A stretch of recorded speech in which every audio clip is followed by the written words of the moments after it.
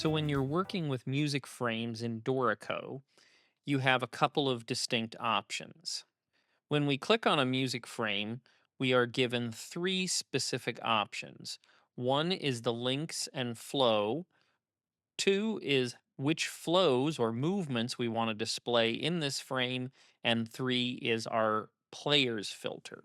The link and flow option is very unique because it allows us to create multiple boxes on one page that can either be naturally flowing music or duplications of the same music.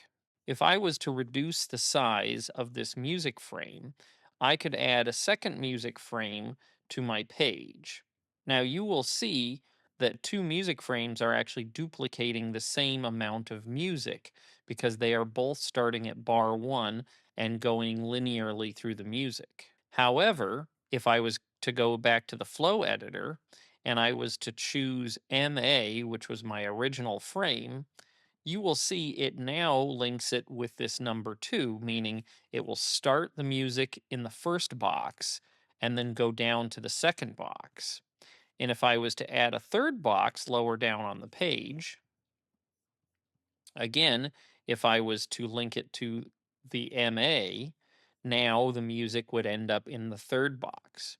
And I can do a custom order. So if I wanted the music to be backwards, I could start with the third box, and here's the first box and the second box.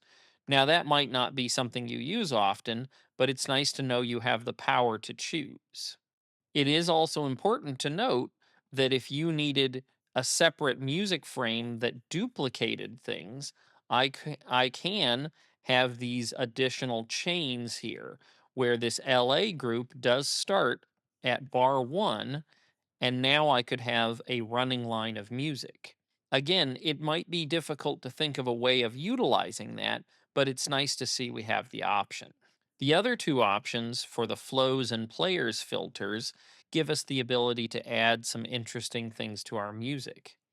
If we wanted to have a music frame that, say, had nothing but blank staves, we could literally create a part where the music frame on top contains the sheet music, and a separate frame below is nothing but blank staves. So now if I was to reset my page 1 and assign it back to the first page template, you will see the music starts in the top box, but then the bottom box is full of blank staves where students could write information. The final option in our music frames is the players filter. And essentially, what this does is much like a score setup, it allows us to choose which instruments we want to see. So if I only wanted to see, say, 3 instruments in this box, I could go ahead and apply that. And now you'll see on the third page of my score, there is only 3 instruments visible.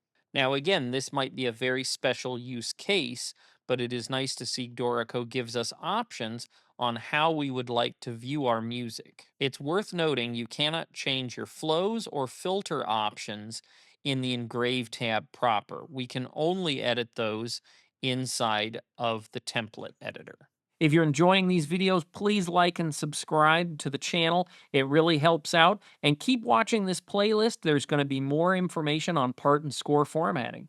Thanks so much, and I'll see you next time.